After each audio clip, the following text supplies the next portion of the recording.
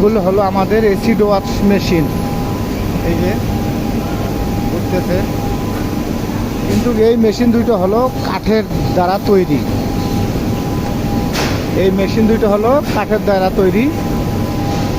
এই যে চলতেছে,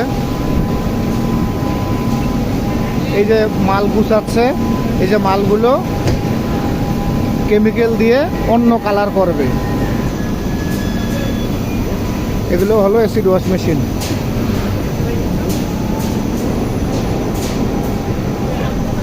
এই যেখানে বল দিয়ে দেখা যাচ্ছে বডি, আর ভিতরে ভিতরে বডি আছে পুরো পুরো মেশিনটায়।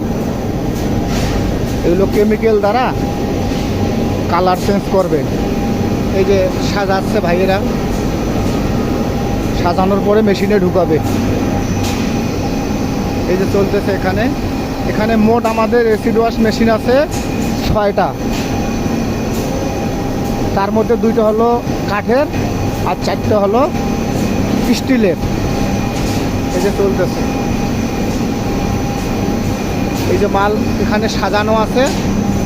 এই মালগুলো নামলে আবার এই মালগুলো ঢুকাবে।